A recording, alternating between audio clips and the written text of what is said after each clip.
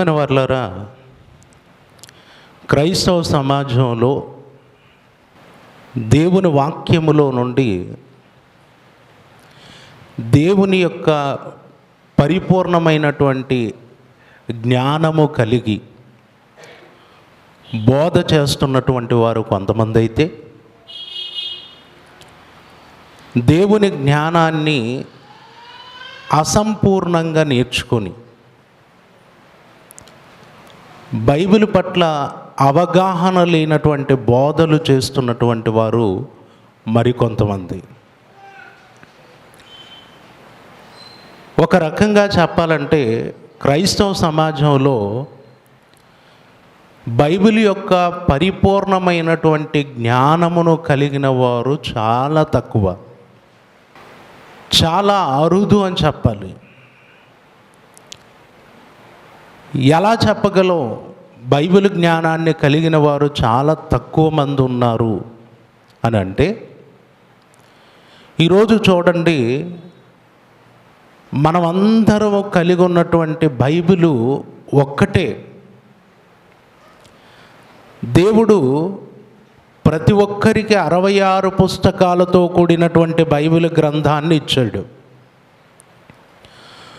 ఒకే బైబిలును క్రైస్తవ్యం అంతా కలిగి ఉన్నారు. ఒకే బైబిల్ కలిగి ఉన్నటువంటి క్రైస్తవ సమాజంలో బోధల విషయానికి వచ్చేసరికి ఒక్కటిగా లేరు. వ్యక్తికి ఒక బోధ, సంస్థకు ఒక బోధ, సంఘానికి ఒక బోధ, రకరకాలైనటువంటి బోధలు మనం చూస్తూ ఉన్నాం. ఒకదానిని ఒకటి వ్యతిరేకించేటటువంటి బోధే రోజు రోజుకు పుట్టుకొని వస్తుంది. కారణం ఏంటి అని అంటే, ఈరోజు బైబిల్ చదివేవారు, బైబిల్ బోధించేవారు, ఇదిగో నేను బైబిల్ను పరిపూర్ణంగా నేర్చుకొని, లేదా బైబిల్లో ఉన్నటువంటి దేవుని యొక్క సంకల్పాన్ని, సత్యాన్ని పరిపూర్ణంగా నేను గ్రహించి ఆ తదుపరి నేను బోధ చేద్దాం, నేను నేర్చుకున్న తర్వాతే క్రైస్తవ సమాజానికి నేను బోధిద్దాం అనే ఆలోచన లేదు. ఈరోజు బోధకుడు కావాలి అని అంటే, బోధించాలి అనుకుంటే, ఎప్పుడైనా ఎక్కడైనా ఏ సమయంలోనైనా ఏమండి, ఎవరు పడితే వారు ఏమైపోతున్నారు? బోధకులుగా మారిపోతున్నారు. బోధకులుగా సమాజంలో చలామణి అవుతున్నారు. అండ్ దేవుడు ఒక మనిషిని పట్టుకోవాలి, పట్టుకోవటమే కాదు, వారిని వాడుకోవాలి. దేవుడు తన జ్ఞానాన్ని అనుగ్రహించాలి. ఆ వ్యక్తి కూడా దేవుని వలన జ్ఞానాన్ని పొందుకునేటట్టుగా దేవుని సన్నిధిలో ప్రవర్తించాలి. ఈరోజు దేవుని వాక్యం అనేది, ఇదిగో ఈవేళ నేను ఒక పాఠం విన్నాను, అయిపోయింది, ఇది వచ్చేసింది, నేను బయటికి వెళ్ళి చెప్పేస్తాను, అలా నేను చెప్పుకుంటూ నేను బోధకుడిని అయిపోతాను అంటే కుదరదు. ఈరోజు క్రైస్తవ సమాజంలో ఎక్కువ మంది అలా పుట్టుకొస్తున్న వారే మీరు చూడండి. ఒక సంఘానికి వెళ్తారు, కొంతకాలం ఉంటారు, అలా కొన్ని పాఠాలు వింటారు, వెంటనే ఏమైపోతారు? కొద్ది రోజులకే బోధకులు అయిపోతున్నారు. మనం ఎప్పుడో చూసుంటాం, ఈయన పలానా సంఘానికి వెళ్తాడు అని. తర్వాత ఎప్పుడో కలుస్తాడు, ఏమన్నా బాగున్నారా? బాగున్నామన్నా. ఏంటి ఇప్పుడు సంఘానికి వెళ్తున్నారా? లేదన్నా, నేను పరిచర్యకి వెళ్తున్నాను. అవునా? మొన్న సంఘానికి వెళ్ళేవాడివి, అప్పుడే బోధకుడు అయిపోయావా? అప్పుడే చెప్పేవాడు అయిపోయావా? అయిపోయావు. మరి ఈరోజు క్రైస్తవ్యములో ఉన్నంత స్వేచ్ఛ బోధకులుగా మారటానికి ఉన్నటువంటి అవకాశాలు ఎందులోనూ లేవు. ఈరోజు సభ నడిపించడానికి రాలేని వాడు కూడా ఏమనుకుంటున్నాడు తెలుసా? ఏమనుకుంటున్నాడు? నేను బోధ చెయ్యాలి, నేను వాక్యం చెప్పాలి అనుకుంటున్నాడు. సంఘంలో ప్రార్థన చేయలేని వాడు కూడా ఏమనుకుంటున్నాడో తెలుసా? సరిగ్గా ప్రార్థన ఇస్తే ప్రార్థన చేయటానికి కూడా సరిగ్గా రాదు. ప్రార్థన చేయలేని వాడు కూడా ఏమనుకుంటున్నాడు? బోధ చెయ్యాలి అనుకుంటున్నాడు. ప్రియులారా, దేవుని వాక్యమును ఇతరులకు చెప్పాలి అనుకోవడం తప్పు కాదు. కానీ దేవుని చేత నువ్వు పట్టబడి దేవుని చేత వాడబడేటటువంటి ఒక పాత్రగా, దేవుని వాక్యాన్ని నేర్చుకున్న వాడవుగా, దేవుని పట్ల ఆసక్తి కలిగిన వాడవుగా, మరి ముఖ్యంగా నీ భక్తి జీవితాన్ని కాపాడుకునే వాడవుగా ఉంటే నువ్వు ఇతరులకు చెప్పటానికి అర్హుడవు. బైబిల్లో నేను ఇన్ని అధ్యాయాలు నేర్చుకున్నాను, ఈ పాఠం నేర్చుకున్నాను, ఇదిగో నాకు ఇది తెలుసు అది తెలుసు కాబట్టి నేను చెప్పేస్తాను అంటే వచ్చేది కాదు అది. ఈరోజు క్రైస్తవ సమాజంలో అలా స్వేచ్ఛగా ఎవరికి వారు చూడండి. ఒక వ్యక్తి బోధకుడు కావాలి అనంటే, మీరు గుర్తుపెట్టుకోండి, ఒక వ్యక్తి బోధకుడు కావాలి అనంటే మొట్టమొదటిగా అతడు రక్షించబడిన వాడై, సంఘములో సహవాసం కలిగిన వాడై, సంఘములో ఎదగాలి. సంఘములు ఏమవ్వాలి? ఎదగాలి. అన్ని విషయాల్లో ఎదగాలి. నువ్వు బోధకుడిగా నిలబడి బోధ చేసే సమయానికి, నువ్వు బయటికెళ్ళి పరిచర్య చేసే సమయానికి, నువ్వు బయటికెళ్ళి వాక్యం చెప్పే సమయానికి నీకు అన్నీ వచ్చి ఉండాలి. సరే, వాక్యం అంటే నేర్చుకుంటూ ఉంటాం. వాక్యం అనేది జీవితకాలం అంతా ఏమవుతుంది?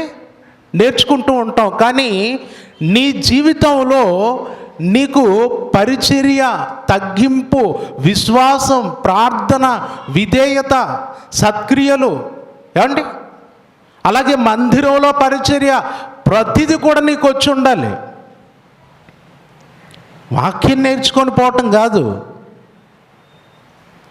సంఘంలో వాక్యం నేర్చుకొని వెళ్ళటం కాదు, సంఘంలో అన్నీ నేర్చుకొని వెళ్ళాలి. నువ్వు చెప్పటానికి వెళ్ళావు అంటే నీకు పాడటం రావాలి,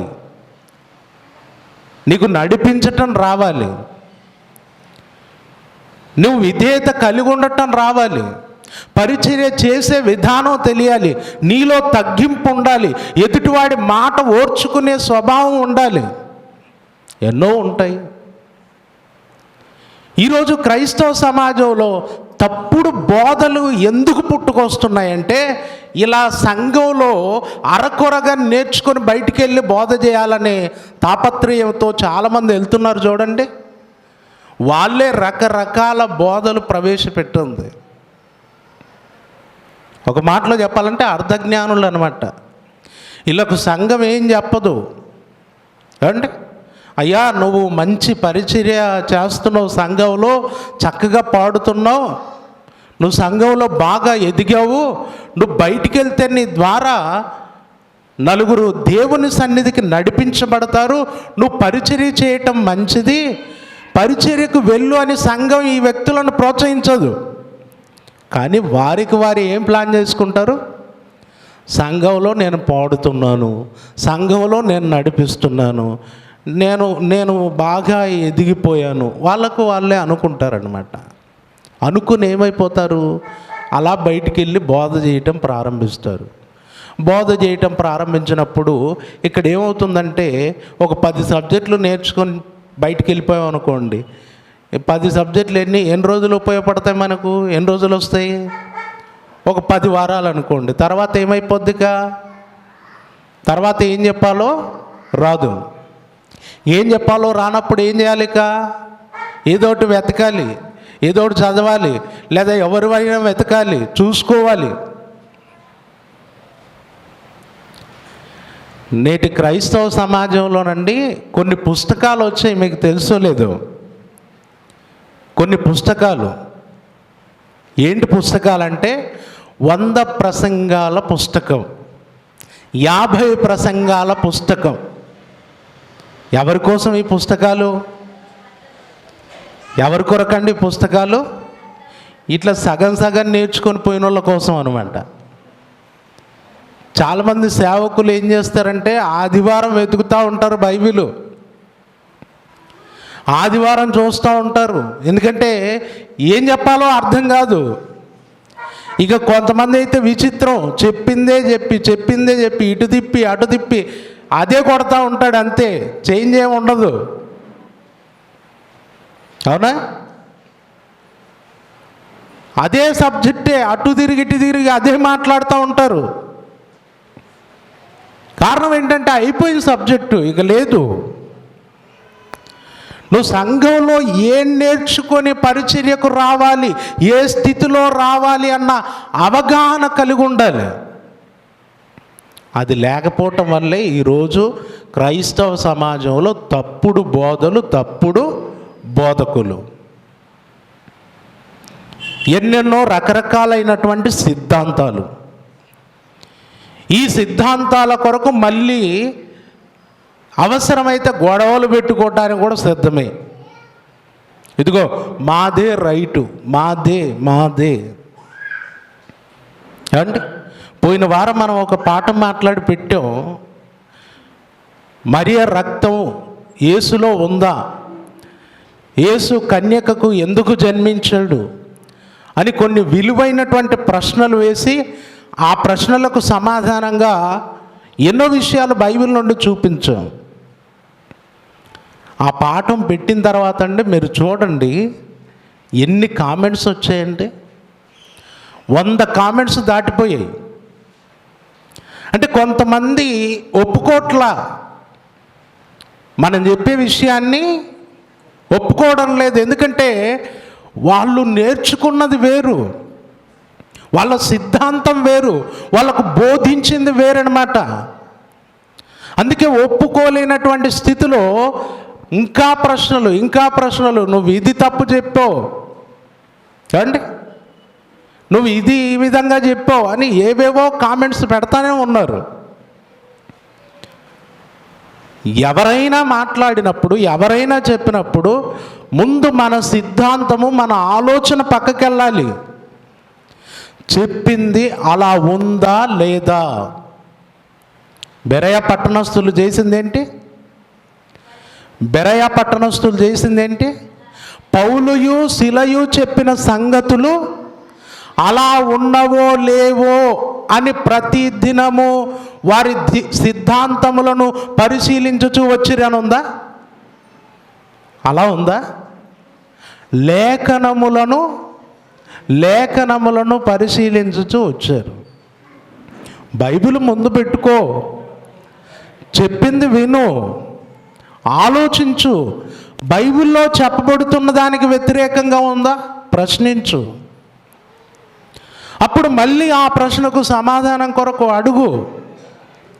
లేదా ఒకవేళ మనం చెప్పిందే పొరపాటు అయితే కరెక్ట్గా ప్రశ్నించి, బ్రదర్ ఇది కాదు ఇది విషయం అని చెప్పగలిగే సామర్థ్యం ఉంటే చెప్పు. ఈరోజు అలాంటి అవగాహన లేదు. ఇదిగో మా సిద్ధాంతానికి, మేము అనుకున్న దానికి ఇది కరెక్ట్ ఉందా లేదా, ఇది రైటా కాదా, ఇలా చూస్తున్నారు.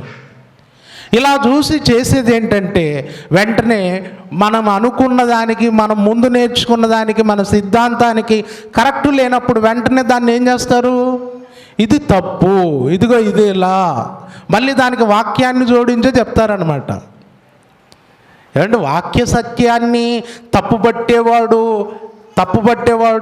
అది తప్పని చెప్పేవాడు మళ్ళీ దేనితో చెప్తాడు మనకు? మళ్ళీ వాక్యంతోనే చెప్తాడు, వాక్యంతోనే కొడతాడు. మీరు చూడండి, యేసుక్రీస్తుల వారిని శోధించింది అపవాది. శోధించటానికి ఏం వాడిందండి? వాక్యమే. వాక్యముతోనే శోధించింది, వాక్యముతోనే శోధించటం జరిగింది. ఇప్పుడు మనం చెప్పేది తప్పు అనటానికి మళ్ళీ ఏం వాడతాడు? అతనికి అర్థం కానటువంటి ఇంకొక వాక్యం వాడతాడు. ఈరోజు క్రైస్తవ సమాజంలో ఇలా దేవుని వాక్యాన్ని వాడుకుంటూ తమ సిద్ధాంతాలే రైటు, ఎదుటివాడిది తప్పు అనుకునేవాడు ఎప్పటికీ బైబిల్ యొక్క పరిపూర్ణమైన సత్యాన్ని గ్రహించలేడు. ఈరోజు క్రైస్తవ సమాజంలో ఎందరో బైబిల్ విషయంలో సంపూర్ణమైన అవగాహన లేని వారిగా ఉన్నారు కనుకనే మనం చెబుతున్నటువంటి విషయాలు అర్థం కావట్లేదు. ఒకతను ప్రశ్నిస్తూ ఉన్నాడు. ఏమని ప్రశ్నిస్తున్నాడంటే, ఇదిగో యేసుక్రీస్తు మరియమ్మ ద్వారా పుట్టినా కూడా సింహాసనం మీద కూర్చోవటానికి అర్హుడు కాదు కదా అంటున్నాడు. యేసుక్రీస్తు కన్యమరియ గర్భాన పుడితే కూడా దావీదు సింహాసనం మీద కూర్చోవటానికి అర్హుడు కాదు కదా అన్నాడు. అతడు నేను చెప్పింది కంప్లీట్గా జాగ్రత్తగా వినలేదు అని అతడు వేసినటువంటి ప్రశ్నను బట్టి నాకు అర్థమైంది.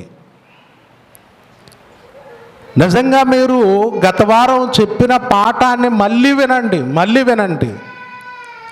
కన్యమరియ గర్భం ద్వారా యేసుక్రీస్తు ఎందుకు పుట్టాడు, ఎందుకు ఆయన గర్భాన పుట్టడానికి కారణం ఏంటి అనేది కనుక మనం చూస్తే అండి, బైబిల్లో దావీదుతో దేవుడు వాగ్దానం చేశాడు. నీ సంతానమునకు నీ తర్వాత నీ సింహాసనము నిత్యం ఉంటుంది అని చెప్పాడు. నిత్యము ఉంటుందని చెప్పినటువంటి దేవుడు ఏం చేశాడు అంటే, దావీదు తర్వాత సొలొమోనుకి ఇచ్చాడు. సొలొమోను తర్వాత రెహబాముకి ఇచ్చాడు. రెహబాము కాలములో రాజ్యం రెండు భాగాలు అయిపోయింది. రెండు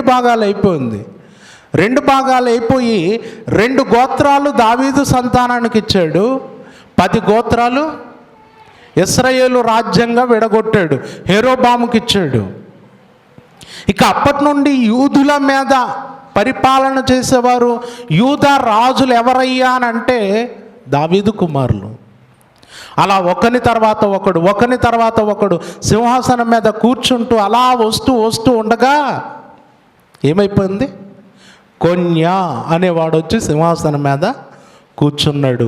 ఆ కొన్యా అనేవాడి విషయమై దేవుడు చెప్పాడు, ఇతని సంతానము వర్ధిల్లదు, ఇతని సంతానము విసిరివేయబడుతుంది, ఇతని సంతానములో ఎవడును దావీదు సింహాసనం మీద కూర్చోడు అని చెప్పాడు.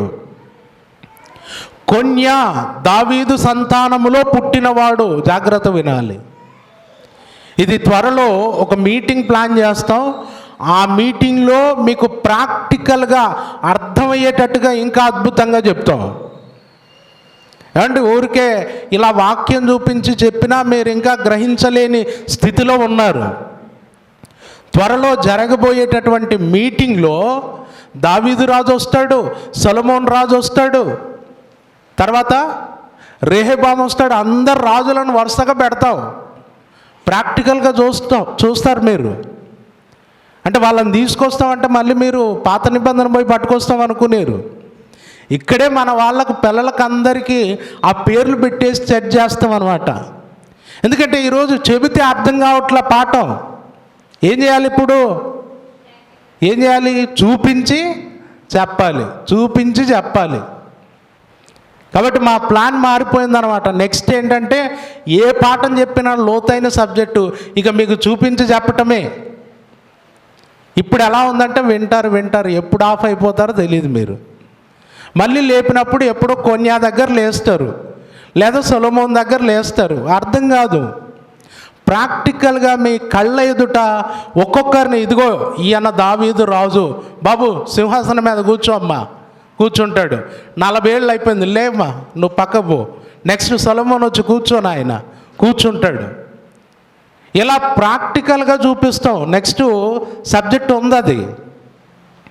ఏమంటే త్వరలో మనం మీటింగ్ ఏర్పాటు చేసినప్పుడు ఇదే అంశం మీద, ఎందుకంటే డిసెంబర్ మాసం అంతా కూడా అందరూ యేసుక్రీస్తు పుట్టాడని ఆ పండుగ సందర్భంలో అందరూ ఆనందంగా ఉంటారు.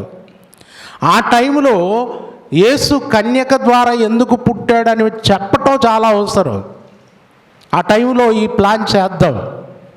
ఓకే, ఇప్పుడు కొన్యాతో దేవుడు ఏం చెప్పాడు? నీ సంతానం విసిరివేయబడుతుంది, నీ సంతానములో ఎవడు దావీదు సింహాసనం మీద కూర్చోడు అని చెప్పాడు. ఇప్పుడు కొన్యా సంతానంలో పుట్టినవాడే యోసేపు. కొన్యా సంతానములో యోసేపు పుట్టాడు. ఇప్పుడు యోసేపుకు యేసుక్రీస్తు పుడితే కొన్యా విషయమై దేవుడు చెప్పిన మాట ప్రకారం యేసుక్రీస్తు సింహాసనం మీద కూర్చోవటానికి అవకాశం ఉందా? ఉందండి.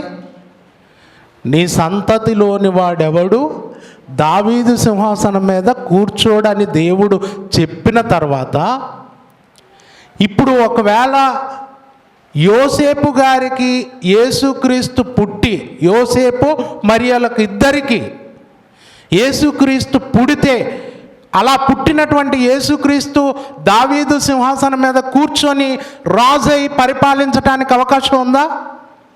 ఉందా? లేదు. అందుకే కొన్యా సంతానములో యోసేపు పుడితే, యోసేపు ఎవరి సంతానంలో పుట్టాడు అన్నది మత్తయి సువార్తలో వివరంగా చెప్పాడు. దావీదు సంతానములో పుట్టాడు, కొన్యా సంతానములో పుట్టాడు.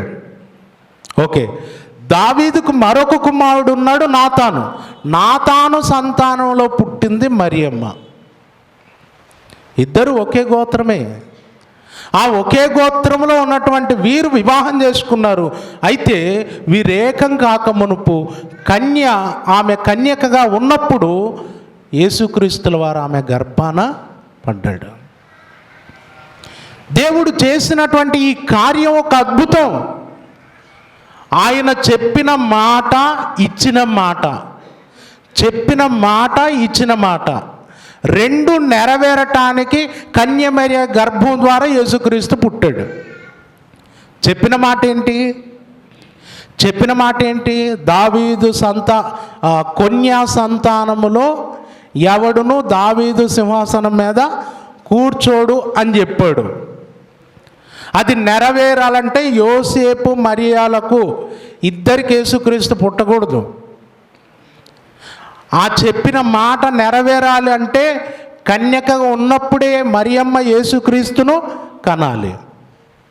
ఒకటి. ఇచ్చిన మాట ఏంటో తెలుసా? ఇచ్చిన మాట వాగ్దానం, కన్యక గర్భవతి అయి కుమారుణ్ణి కనును, అతనికి ఇమ్మానుయేలు అను పేరు పెట్టబడును. చెప్పిన మాట, ఇచ్చిన మాట, ఆ రెండిటిని నిలబెట్టుకోవటానికి యేసుక్రీస్తు కన్యమరియ గర్భం ద్వారా జన్మించాడు. ఇది అర్థం చేసుకొని ఒక బైబిల్ యొక్క పరిపూర్ణమైన సత్యాన్ని గ్రహించవలసింది పోయి, కన్యక ద్వారా పుట్టాడు అంటే ఇదిగో మానవాళి జన్మే పాపం కాబట్టి దేవుడు ఇలా యేసుక్రీస్తును ప్రత్యేకంగా పుట్టించాడు అంటున్నారు. ఏమండి, మట్టి నుండి దేవుడు మానవ దేహాన్ని నిర్మించాడు. మట్టి నుండి నిర్మించాడు.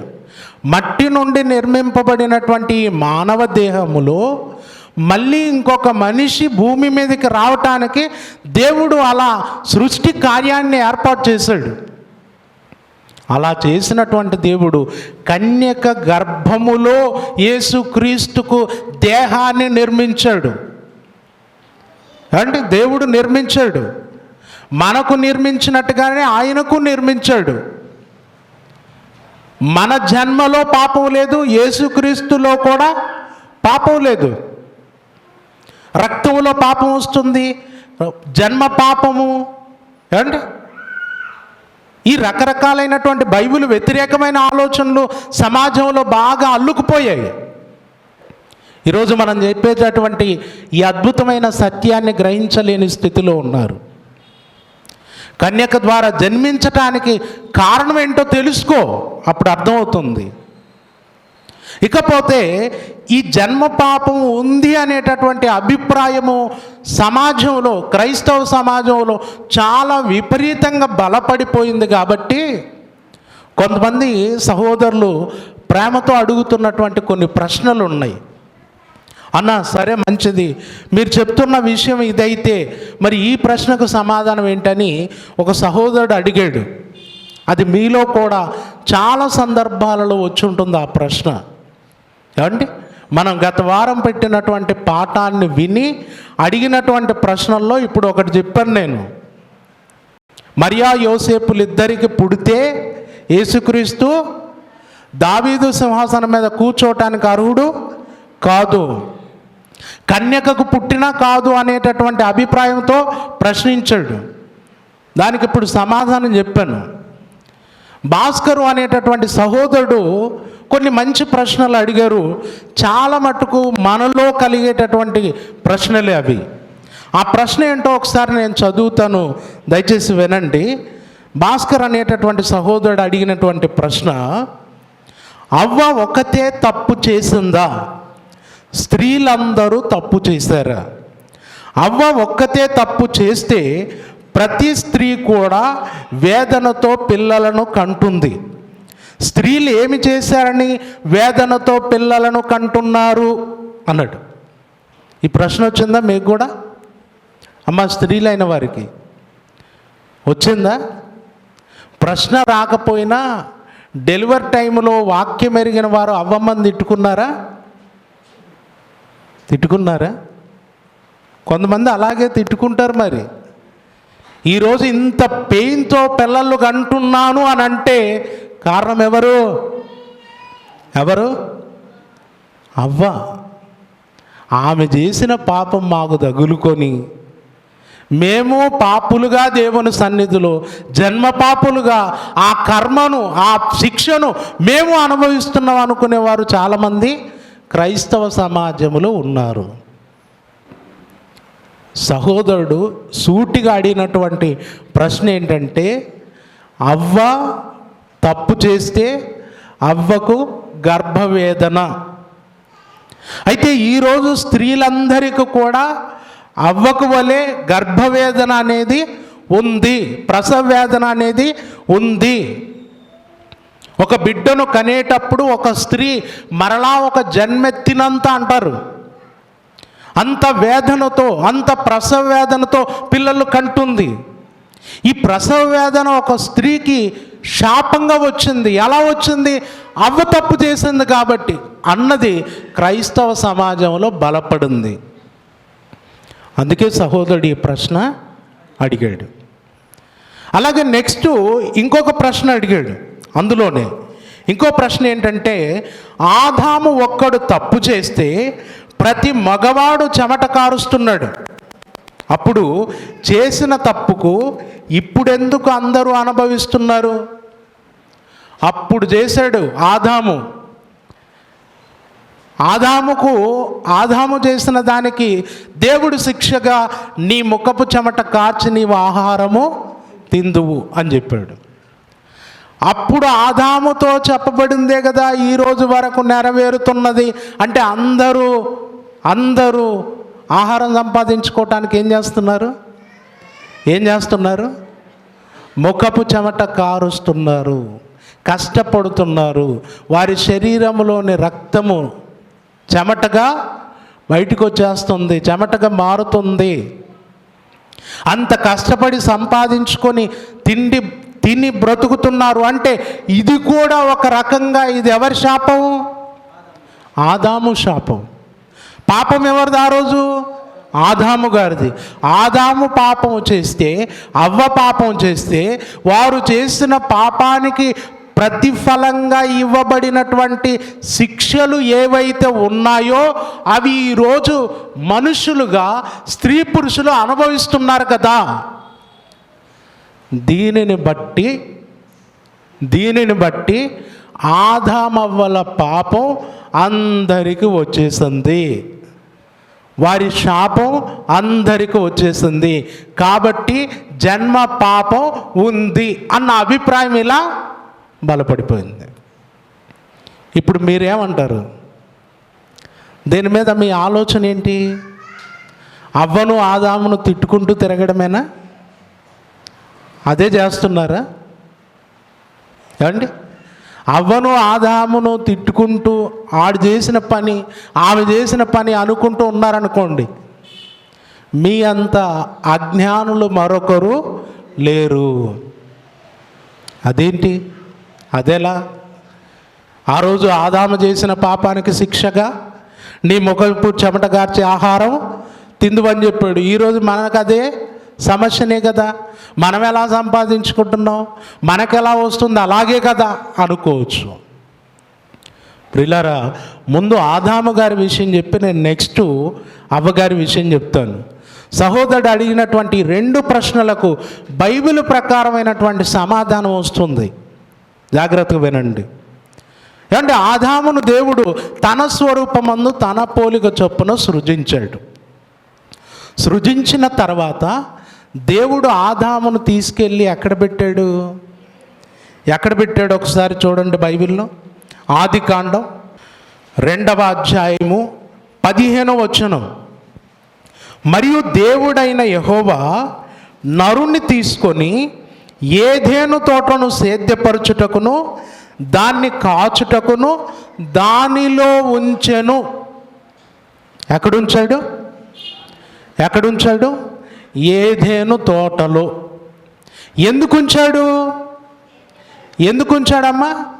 రెస్ట్ తీసుకొని తిని తిరగటానిక? దేని కొరకు? దానిని సేద్యపరచుటకు, దానిని కాయుటకు. ఆ తోటను సేద్యపరచాలి, ఆ తోటను కాయాలి. అంటే ఆదాముకు తోటలో పని ఉందా లేదా? పని ఉందా లేదా? ఊరికే ఉన్నాడా ప్రశాంతంగా? మీకంటే పని లేదులేండి. ఆదాముకు ఉందా లేదా? ఉందా? ఉంది. రోజు పని చేయాలి. ఏం పని చేయాలి? తోటను సేద్యపరచాలి, తోటను కాయాలి. చెమట రాదా? చెమట వస్తుందా రాదా? అండి, ఇప్పుడు ఇక్కడ తను దేవుడు అప్పగించినటువంటి పని చేస్తున్నాడు.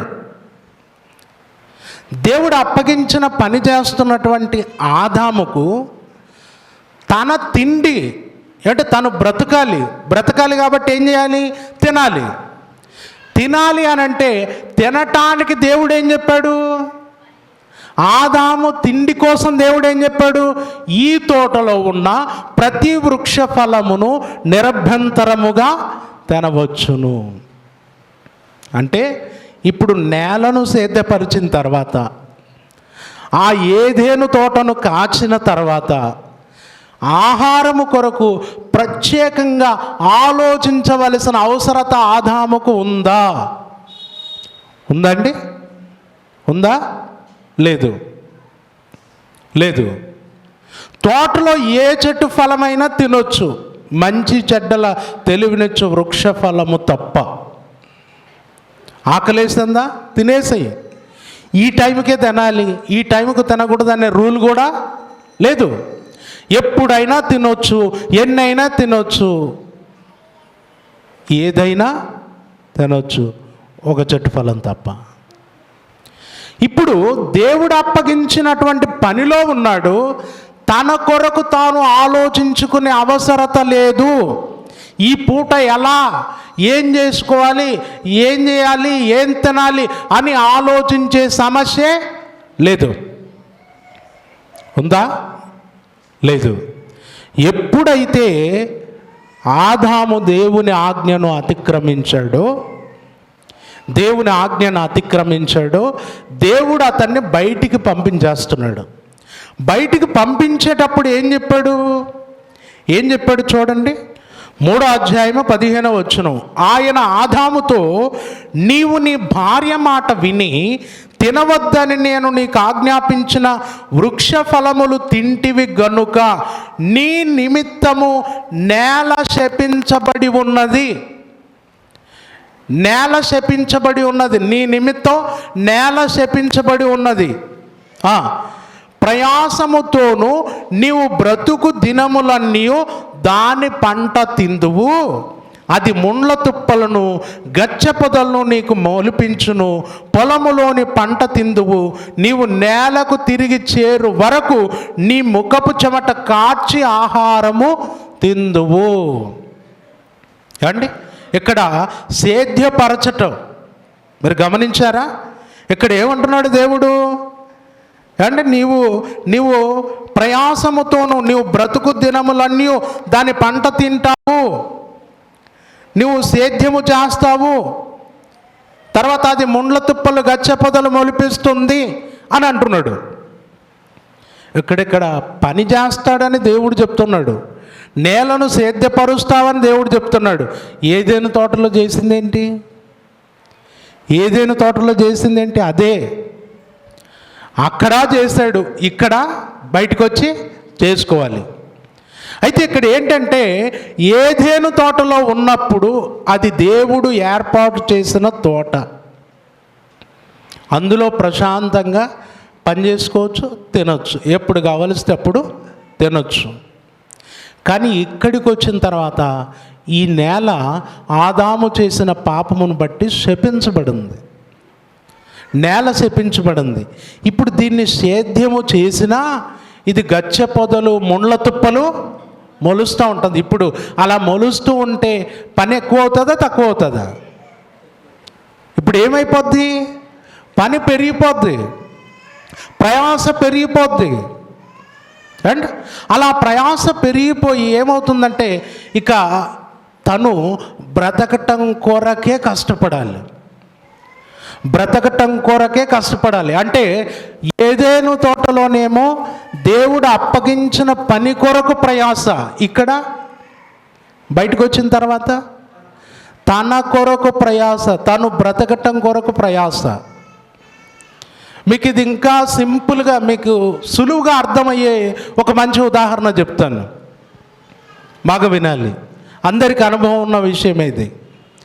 అండ్ మీరు ఉమ్మడి కుటుంబంగా ఉన్నారు, ఉమ్మడి కుటుంబంలో మీరు చూడండి, మీరు కుటుంబంలో సంపాదన కొరకు ఒక పని చేస్తారు. పని చేసేటప్పుడు ఉమ్మడి కుటుంబంలో పని మీదే ధ్యాస. ఉదయం లేవాలి, చక్కగా తినాలి, రెడీ అయిపోవాలి, పనికి వెళ్ళిపోవాలి. నువ్వు ఏం తినాలి, ఏం చేసుకోవాలనే ఆలోచన ఉంటుందా నీకు? నువ్వు తినేదాని గురించి నీకు ఆలోచన ఉంటుందా? ఉమ్మడి కుటుంబంలో ఉంటుందండి? ఉండదు.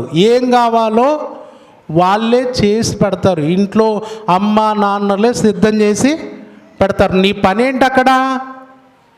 నీ పని ఏంటి? నువ్వు తినాలి, పనికి వెళ్ళాలి. ఉమ్మడి కుటుంబంలో జరుగుతుంది. ఇప్పుడు ఉమ్మడి కుటుంబం కాదని సంసారం పక్కన పెట్టుకున్నావు అనుకో, అప్పుడు ఏమవుతుందమ్మా?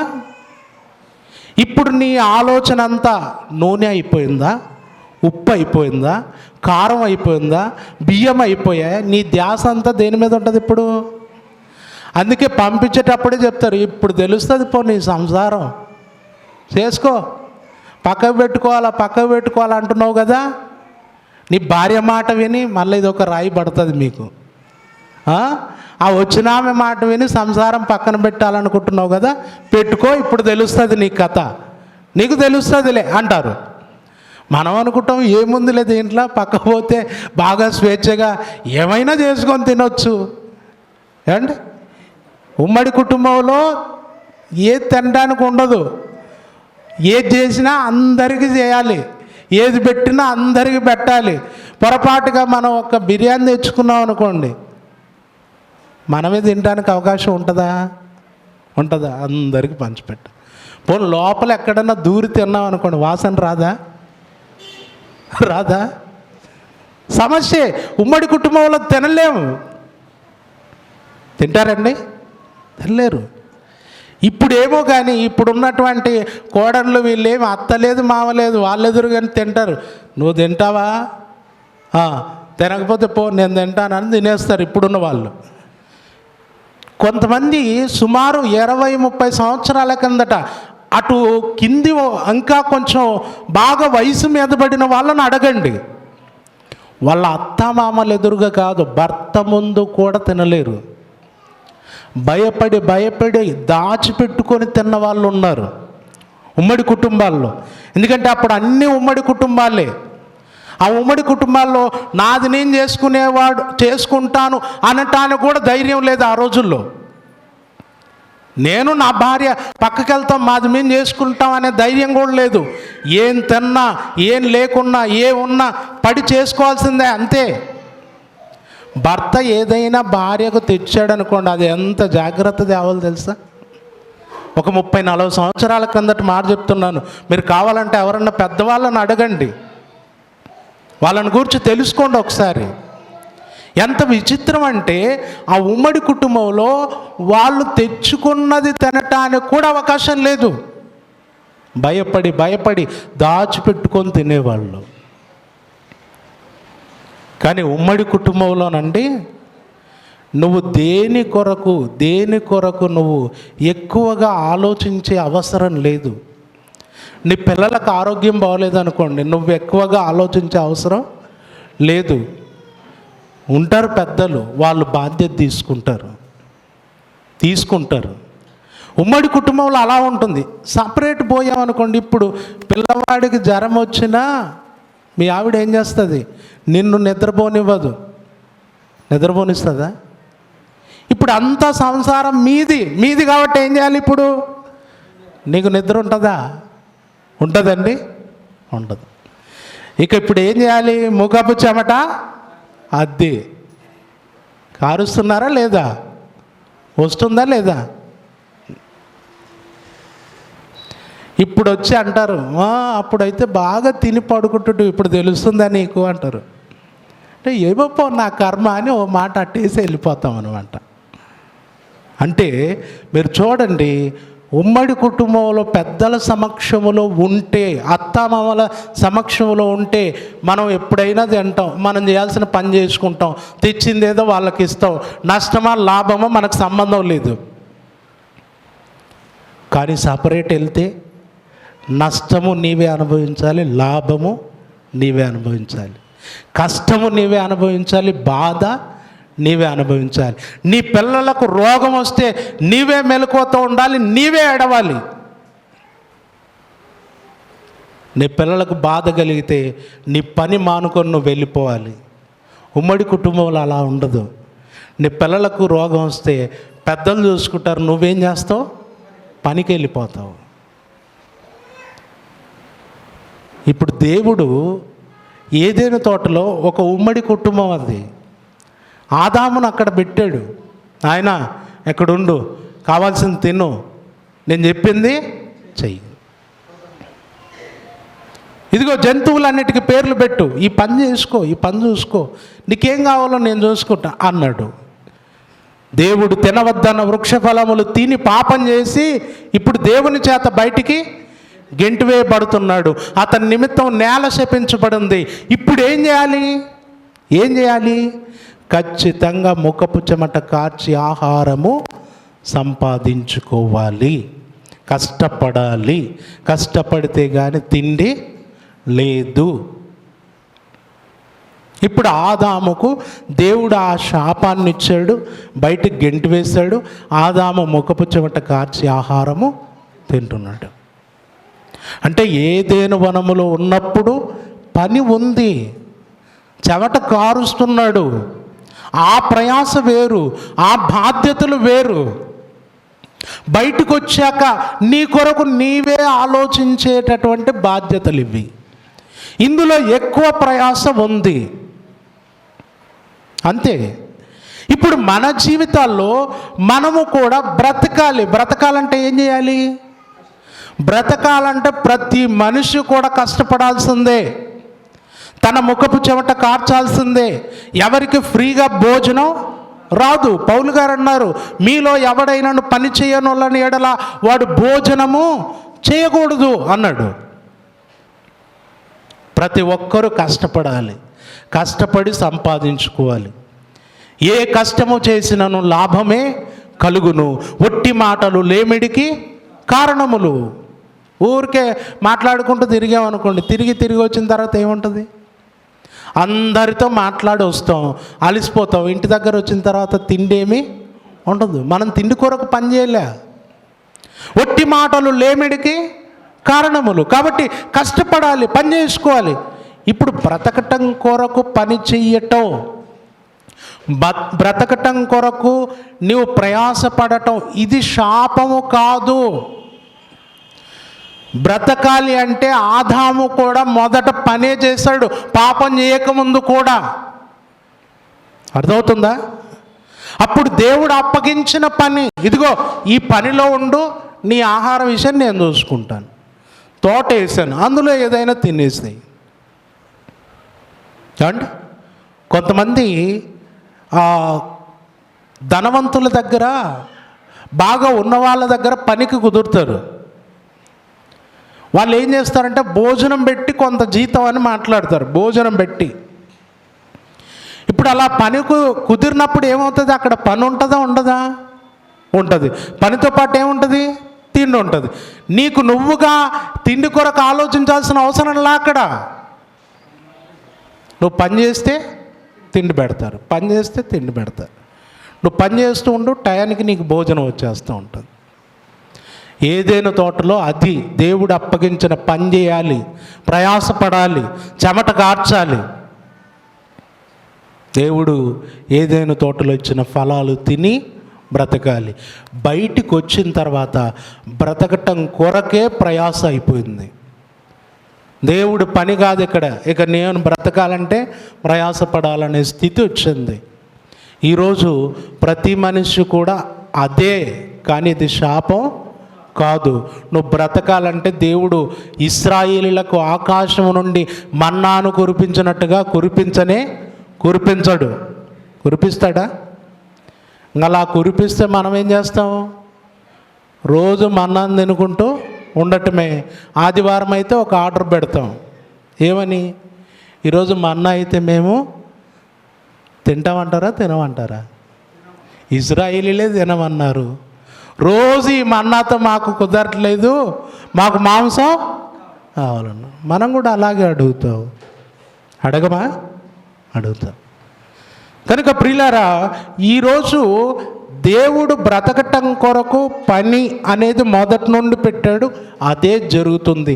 ఇది శాపం కాదు, ఇది శాపం కాదు. కాబట్టి ఆదాము విషయం గ్రహించండి.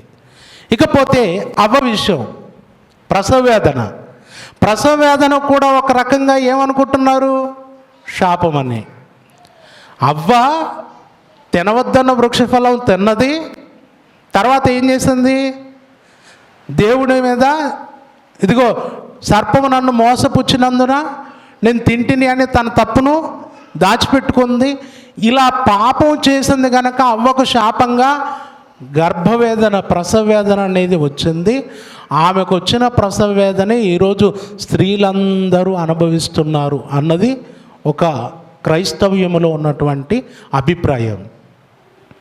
అయితే ప్రియులారా, ఇది ఎప్పుడో 2016 ఆ టైంలో అనుకుంటాను, మేమంతా కూడా బైబిలు నేర్చుకోవటానికి ప్రత్యేకమైనటువంటి క్లాసెస్ ఏర్పాటు చేసుకునేవారం. ప్రతి నెల 2 సార్లు. మొట్టమొదటి పాఠం ఆ రోజు అలంపూర్లో ఏర్పాటు చేసుకున్నాం. నాకు ఇప్పటికీ గుర్తుంది. ఆ రోజు వచ్చినటువంటి ప్రశ్న ఏంటంటే, ఒక పాఠం ముందు పెట్టుకొని సాయంకాలం వరకు దాని మీదే చర్చించుకునే వాళ్ళం. మనలో సహోదరులు చాలామంది ఆ క్లాస్కి వచ్చేవారు.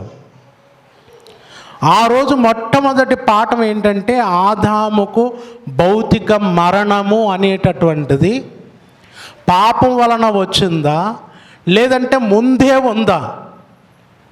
అండ్ ఆదాము భౌతికంగా చనిపోయాడు, 930 ఏండ్లు బ్రతికి చనిపోయాడు. ఈరోజు అందరూ చనిపోతున్నారు. ఇదంతా పాప ఫలితం అంటున్నారు చాలామంది.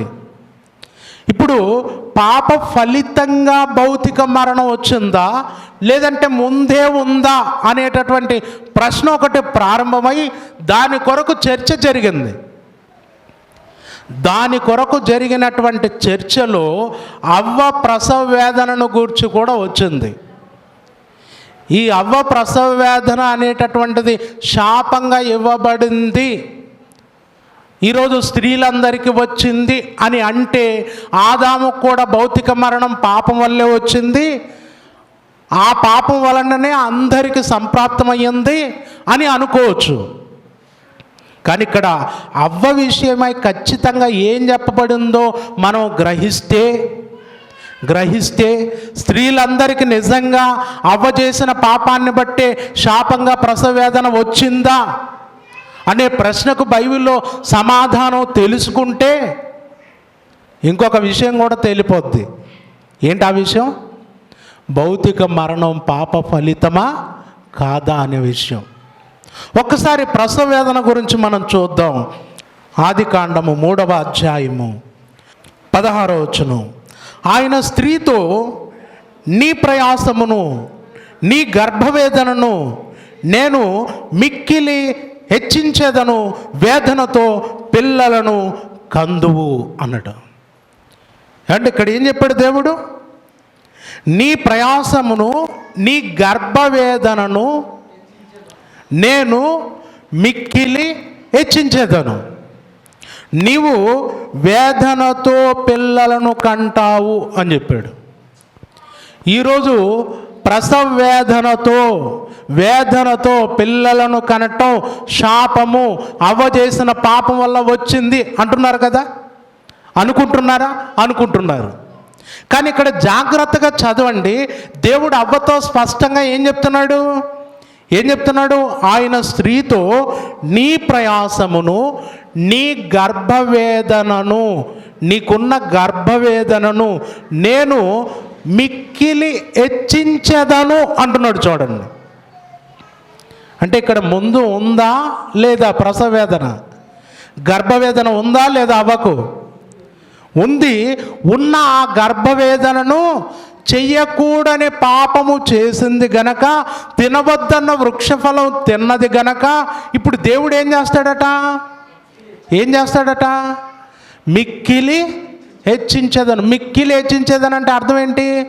నువ్వు చేసినటువంటి దానికి ఇదిగో నీ గర్భవేదనను మిక్కిలి హెచ్చిస్తాను అంటే నీకు ఇంకా ఎక్కువగా చేస్తాను. అంటే ముందు ఉందనా లేదనా?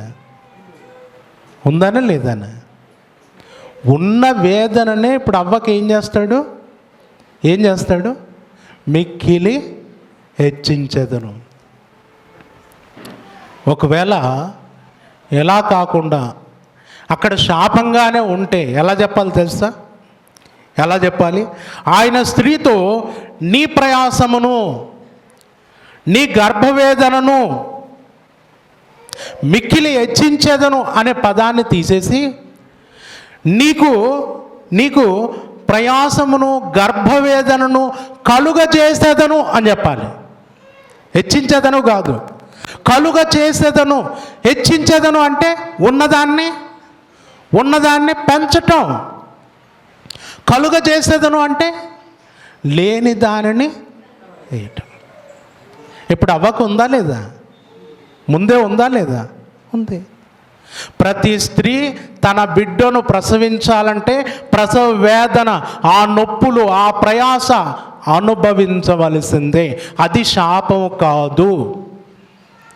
ఇంకా మీ అదృష్టం ఏంటంటే, అవ్వమ్మా నీకు వచ్చినటువంటి వేదన మాకు రాలేదమ్మా అనాలి. మీరు అవ్వని తిట్టుకోవటం కాదు ఇప్పుడు చేయాల్సింది. ఎందుకంటే అవ్వకు వచ్చిన వేదన మీకు వచ్చింది. అవ్వకు గర్భవేదన ఉంది, దాన్ని దేవుడు మిక్కిలి హెచ్చించాడు. అలా మీకు హెచ్చించటం అనేది జరగలా. మీకు ఉంటుంది. ఆ వేదనతో పిల్లలు కనాలి. వేదనతో పిల్లలు కనాల్సిందే. మిక్కిలి హెచ్చించటం అనేటటువంటిది అవ్వకు. చూడండి, ఒకసారి మేము మాట్లాడుకున్నాం అన్నవాళ్ళు మేమంతా. మామూలుగా ఒక మనిషి ఆదరణ పొందాలి. ఎలా పొందుతాడండి ఆదరణ? ఇప్పుడున్న పరిస్థితుల్లో నువ్వు రోగంతో ఉన్న నీ దగ్గరికి అందరం ఆదరించడానికి వచ్చామనుకోండి, కొంతమంది ఏడుస్తారు. ఆ ఏడుపులో 2 రకాలైన ఉద్దేశాలు ఉంటాయి తెలుసా మీకు? చెబితే ఆశ్చర్యపోతారు. నిజం అది. 2 రకాలైన ఉద్దేశాలు ఉంటాయి. ఒకటేంటంటే, నా ఆత్మీయులు నన్ను ఆదరించడానికి వచ్చారు అనేటటువంటి ఆనందం, ఒక రకమైన బాధ, అలా ఏడుస్తారనమాట. రెండవది ఏంటి తెలుసా? రెండో ఏడుపు ఉంటే తెలుసా? వీళ్ళందరూ బాగానే ఉన్నారు, నేనే బాగోలేను, నా పరిస్థితి ఇట్టయింది, ఈయన బాగానే ఉన్నాడు, ఆమె బాగానే ఉంది, వీళ్ళంతా బాగా. ఇదొక ఏడుపు ఉంటుంది. ఉండదా? ఉంటుంది. అందుకే మేము ఏం చెప్పామంటే, ఇప్పుడు ఎవరినైనా ఆదరించడానికి వెళ్తే ఏం చేయాలంటే, వాళ్ళు హాస్పిటల్లో ఉన్నారనుకోండి, మనం కూడా ఒక గ్లూకోజ్ బాటిల్ పెట్టుకొని మనం కూడా వెళ్ళేవాళ్ళం. చాలా నీరసంగా పట్టుకోండి అన్నను కింద పడతాడు చూడండి అని అలా లేపుకొని వెళ్ళాలన్నమాట. ఆమె దగ్గరికి పోయి కూర్చోబెట్టి, అన్న పరిస్థితి బాగాలేదు, నీకంటే బాగాలేదు, ఆయన అప్పుడో ఇప్పుడు అనేటట్టు ఉన్నాడు అంటే, ఇప్పుడు ఆమె ఏం చేస్తుంది అనమాట, చూసి ఏం చేస్తుందమ్మా, నాదే మేలు అన్నకంటే నాదే బాగుందని ఏమైపోద్ది, ధైర్యము తెచ్చుకుంది. అవునా కదా? ఇప్పుడు మామూలుగా మనం ఆరోగ్యంగా పోతే కూడా ఏడిపే కొంతమందికి, మీరు బాగానే ఉన్నారు, మీ లెక్క నేను లేను అని. ఇప్పుడు అలా కాకుండా మనం నలిగిపోయి కృంగిపోయి వేదనతో రాలేకుంటుంటాం. కానీ ఏమో నువ్వు హాస్పిటల్లో ఉన్నందుకు వస్తామన్నావు అనుకో, కానిలే, అప్పుడు ఆమె రివర్స్ మనల్ని ఆదరిస్తుంది అనమాట. అవునా కదా? ఇప్పుడున్న పరిస్థితులు అలాగే ఉంది. అండ్ వాళ్ళను మనం ఆదరించడానికి వెళ్తే ఆదరణ కలగట్ల. మనం బాగోలేకపోతేనే ఆదరణ పొందుతున్న పరిస్థితులు ఈరోజు చాలామందిలో ఉన్నాయి. ఇప్పుడు అవ్వ విషయం కూడా ఏమనుకోవాలి తెలుసా? ఏమనుకోవాలి, అమ్మ నీకు వచ్చినంత వేదన అయితే మాకు కాదు, నీకంటే మేమే మేలు అనుకోవాలి. ఎందుకంటే నీ గర్భవేదనను ప్రయాసమును దేవుడు మిక్కిలి హెచ్చించలా. నీకున్న వేదనే ఇంత భయంకరంగా ఉంది అని అంటే, నీకున్న వేదనే మళ్ళీ ఒక జన్మెత్తినట్టు అంటే, ఆ రోజు అవ్వ ఎలా అనుభవించిందో దేవుడు మిక్కిలి హెచ్చించాడు. దేవా నేనెందుకు చేశానయ్యా ఆ రోజు పాపం, దేవా నీ ఆజ్ఞను అతిక్రమించినందుకు ఇంత పెద్ద శిక్షణ అని నలిగిపోతూ వేదనతో బిడ్డను కన్నది. అదే ఆ రోజు జరిగింది. ఈరోజు ఏంటి? ఈరోజు నీకు వేదన ఉంది, ఇది శాపం కాదు. కనుక ఆదామవలు చేసినటువంటి పాపానికి శిక్షగా వచ్చినటువంటిదే ఈరోజు మనం అనుభవిస్తున్నాము అని చెప్పి, అది మనకు శాపంగా ఇవ్వబడింది. మనము కూడా జన్మ పాపులం కాబట్టి ఇది వచ్చింది అనుకోవటం చాలా అజ్ఞానము. మరణము గురించి కూడా అదే. భౌతిక మరణం అనేది ముందే ఉంది. ఆదాముతో దేవుడు చెప్పాడు, ఏదేను తోటలో నుండి బయటికి పంపించేటప్పుడు చెప్పాడు, నాయనా నువ్వు మన్నే గనక తిరిగి మన్నైపోదు అని చెప్పాడు. పోయేటప్పుడు చెప్పి పంపిస్తాం కదా, అన్ని జాగ్రత్తలు చెప్పి పంపించారా ఏమండి? సంసారం పక్కన పెట్టుకునేటప్పుడు చెప్తారు లేదా మీకు? అన్ని జాగ్రత్త చేసుకునైనా చూసుకొని చేసుకో, ఖర్చులు జాగ్రత్త అంటారన్నారా? ఏం లేదు చూడు, పెద్దలు సంపాదించింది నువ్వు ఉందనుకునేవు అని ఒక మాట వేసి పంపిస్తారు. చెప్తారా చెప్పరండి? ఎందుకు అంత డల్గా ఉన్నారు? మీకేం చెప్పలేరా? నువ్వు ఏమన్నా మేము సంపాదించింది ఉందనుకునేవు, ఇక్కడ తిననీకి లేదు, తర్వాత అది ఏం లేదు చూడు, నీ తిప్పలు నీదే అంటారు. ఇప్పుడు ఆదామును కూడా దేవుడు ఏమన్నాడు, నాయన బయటికి పోతున్నావు, ఒక మాట, నువ్వు దేంతో చేయబడ్డావు? మట్టితో చేయబడ్డావు, మన్నే గనక తిరిగి మన్నైపోదువు అని చెప్పాడు. అది పాపానికి శాపంగా ఇవ్వబడినది కాదు, ముందే దేవుడు నిర్ణయించినది. అదేంటంటే పాపం చేసి బయటికి వెళ్ళగొట్టేటప్పుడు చెప్పాడు, ఇలా చెప్పటంతో మన వాళ్ళు ఏం ఫిక్స్ అయిపోయారు? ఇదిగో పాప ఫలితం, పాప ఫలితం. కాబట్టి ఇప్పుడు మనం అందరం చచ్చిపోతున్నామంటే పాప ఫలితం. మరి పిల్లలు చచ్చిపోతున్నారంటే అప్పుడు కొంచెం ఆలోచన వస్తుంది మళ్ళీ. పిల్లలు ఎందుకు చచ్చిపోతున్నారు? పాపం చేయలేదు కదా. వాళ్ళు ఏమన్నా క్రియాపాపాలు ఏమన్నా వాళ్ళలో ఉన్నాయా? వీళ్ళు అన్నట్టు క్రియాపాపాలు కూడా లేవు. ఆదాము ఒక క్రియ చేసి మరణాన్ని సంపాదించుకున్నాడు అనుకుందాం వాళ్ళ మాట ప్రకారం. ఇప్పుడు పిల్లలు ఏ క్రియ పాపం చేశారని వాళ్ళకు మరణం అనేది వస్తుంది? తల్లి గర్భంలోనే చచ్చిపోతున్నారు, పుట్టి చచ్చిపోతున్నారు, 6 నెలలు 7 నెలలు సంవత్సరం 2 సంవత్సరాలు బ్రతికి చచ్చిపోతున్నారు, ఒక వయసుకు ఎదిగి చచ్చిపోతున్నారు. ఏ పాపం లేని, ఏ క్రియాపాపం లేని పిల్లలు చచ్చిపోవటం వెనకాల ఏముందంటే ఆ మరణం ఎడబాటు జరగాల్సిందే, దేవుడి దగ్గరికి వెళ్ళాల్సిందే. అది దేవుడు ముందే నిర్ణయించింది, అది పాప ఫలితం కాదు. ఇది బైబిల్లో ఉన్నటువంటి ఒక అద్భుతమైనటువంటి సత్యం. దేవుడు ఎప్పుడు కూడా ఏ విషయంలో కూడా ఆయన మనలను తక్కువగా చేయలేదు. దేవుడు గొప్పవారిగా